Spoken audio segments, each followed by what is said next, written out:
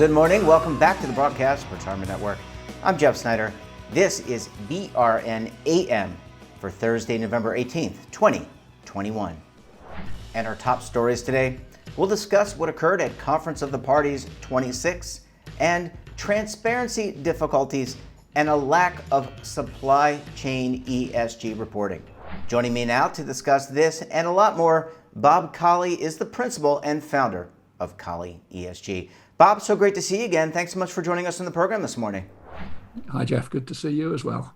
Yeah, we're talking ESG, sustainability, impact investing, ethical investing, so many titles for it. But let's start off with a talk about COP26, Conference of the Parties. First, what is COP26? It sounds like an episode or a season of COPs. Yes, which obviously does give the press all sorts of bad pun potential around the COP. But as you say, it's Conference of the Parties, and the parties being parties to a climate change agreement that was signed, roughly 26 years ago. In fact, about slightly more than that back in Rio. And at the time that the Framework Convention on Climate Change was set up, they agreed that there would be regular meetings in order to check how that was going. Those are known as the Conference of the Parties, hence COP. The 26th just means this is the 26th time that everyone's got together to discuss how things are going around that particular agreement. So that begs the question, how are things going, at least from the perspective of these conference goers?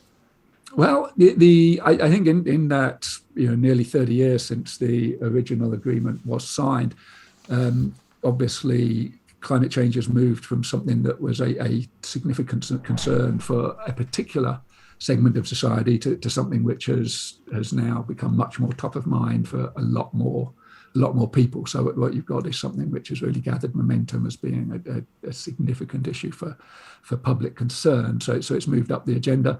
The climate itself, as is pretty well documented, is not on the right trajectory. Temperatures have risen even in that 30-year period, which is a remarkably short time. And that is essentially linked to greenhouse gas emissions and so on.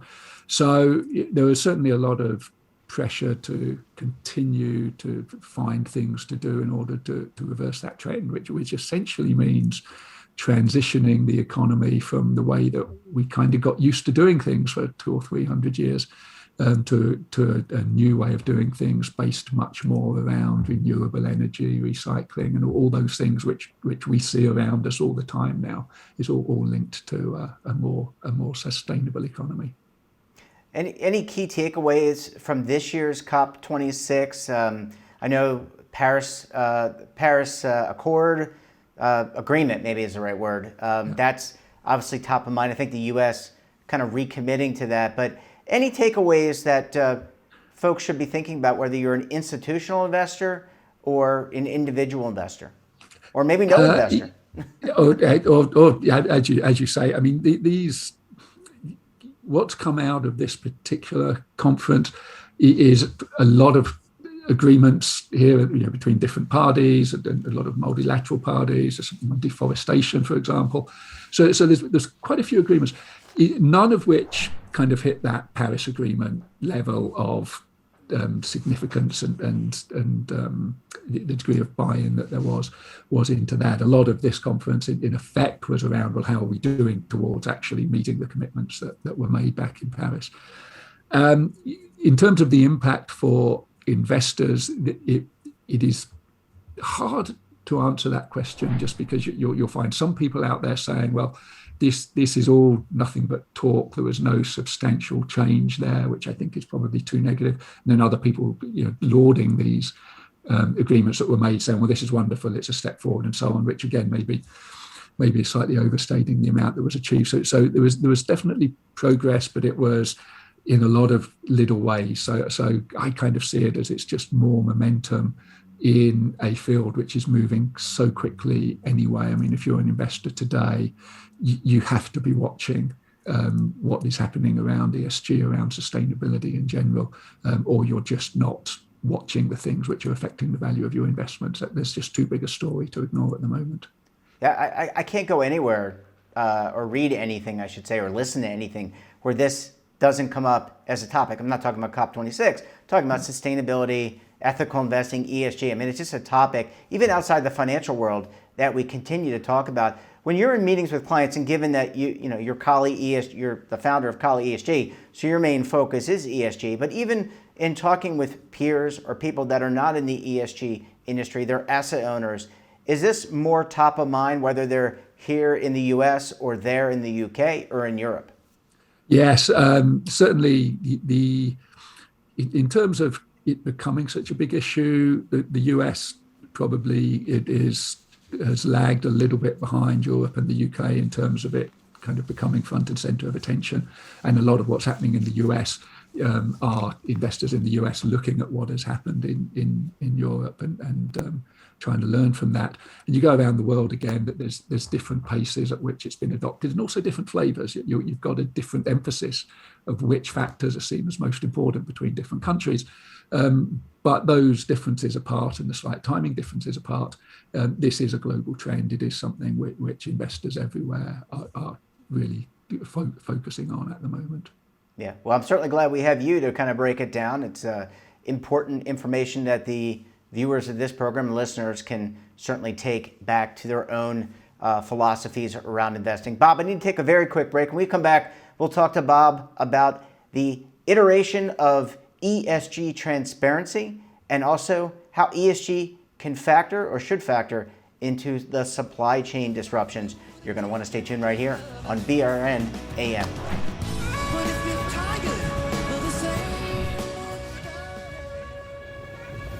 Imagine a new television network that will make you richer, healthier, and in control of your financial future.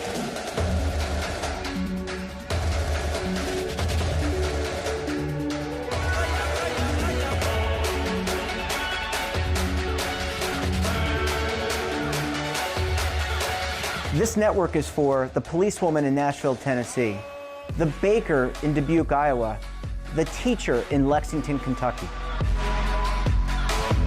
We want to make the idea of savings and retirement culturally relevant.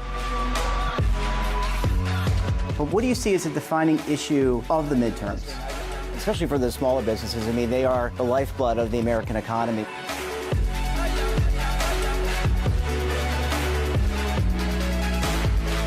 Featuring exclusive interviews, current affairs, and docuseries. 33 years old, you retired early. The philosophy is money only matters if it helps you live a life that you love. But you got to start thinking about retirement as soon as you get in. The Broadcast Retirement Network will drive very high engagement with premium partnerships. So this isn't retirement and savings for your parents or grandparents. This is for all Americans. And we're going to change the way you think about money.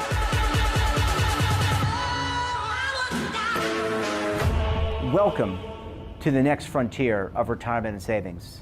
This is BRN, the Broadcast Retirement Network. Are you stuck with a low credit score? A credit report and score that's causing you to be denied credit or pay higher interest rates than others for the same things? Then do what Terrence did and call Credit Repaired for your free credit evaluation to help restore your credit. I started thinking about buying a new house, and my score wasn't where I needed it to be. I called and spoke with one of the representatives, and we just had a good conversation, and I liked what he was saying. Just one call for his free credit evaluation was all it took to start back on the track to repairing his credit. I'm seeing the deletions and I'm getting the report, so I know something's being done. It does make a difference to me. All it takes is one call to get started. Credit Repair has given me a second chance to have a better credit score. Don't let a low credit score hold you back another day. Do what Terrence did and make the call for your free credit evaluation. Call 800-819-4152. That's 800-819-4152. Again, 800-819-4152.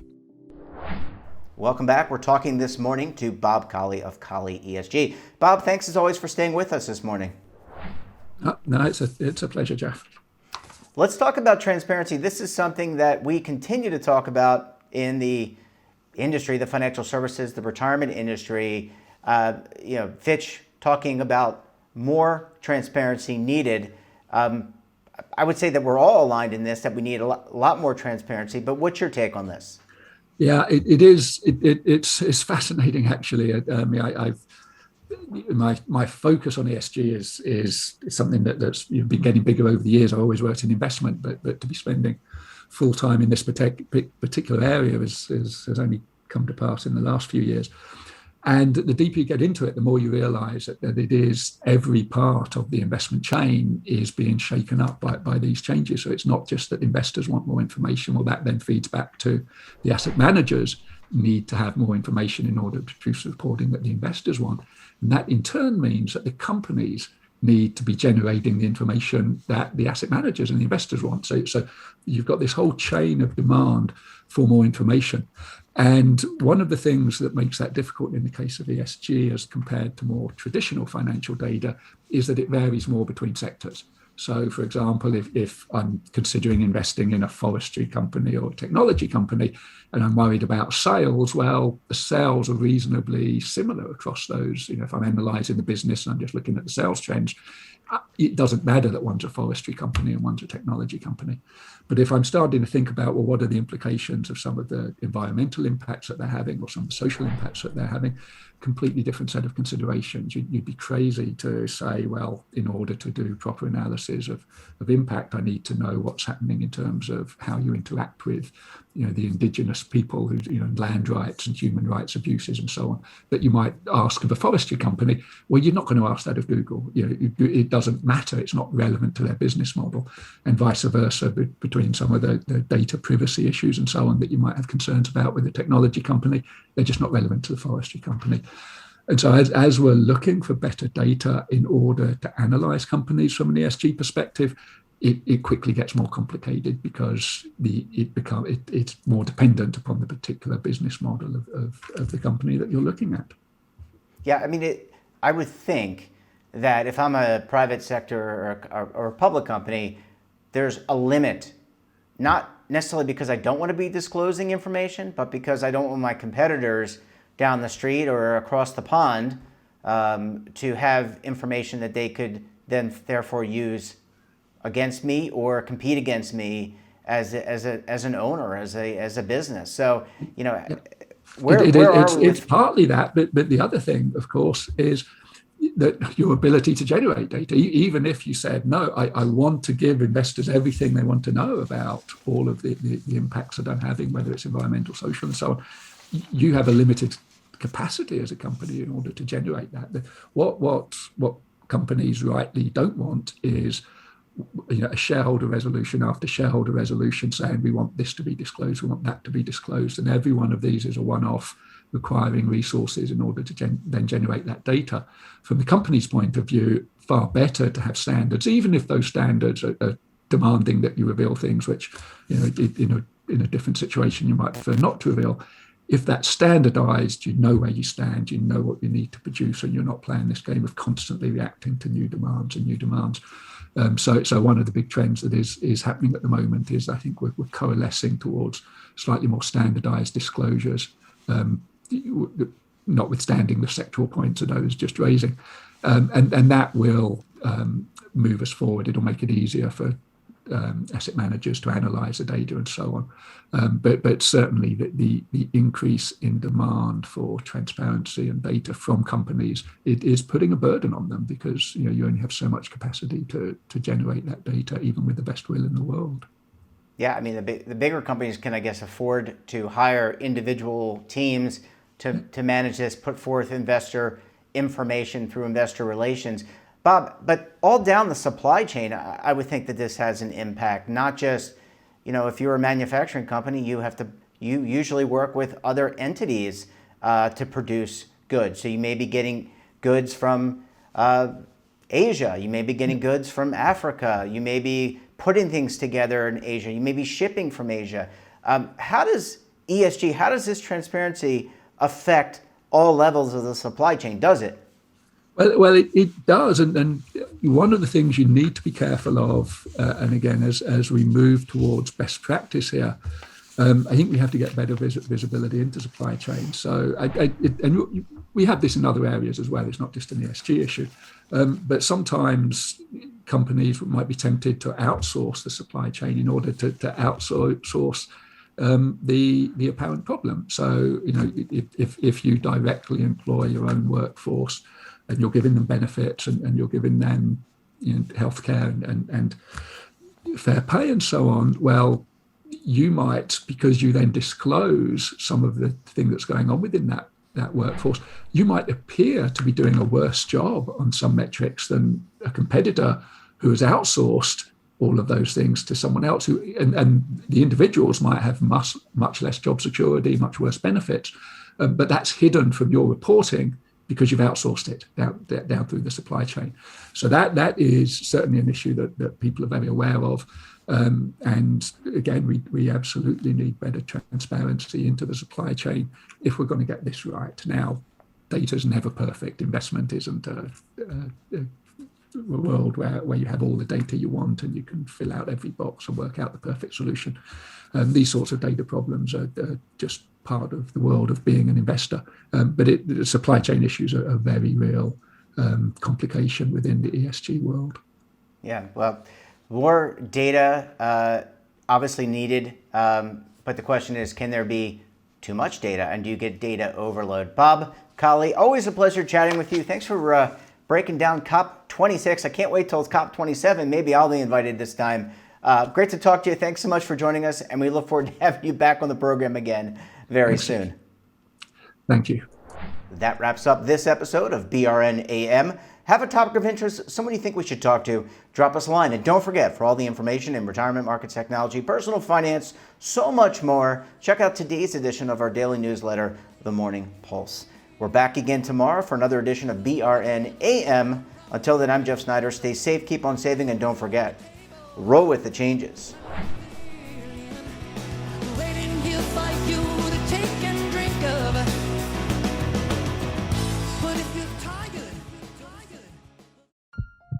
Are you being audited, and do you owe the IRS $10,000 or more in back taxes? Is the IRS threatening to take more of your money? Don't fight the IRS alone. The Tax Doctor is here to help you negotiate your tax bill and reduce your stress. The IRS can freeze your assets and seize your bank accounts, but you can stop these IRS actions.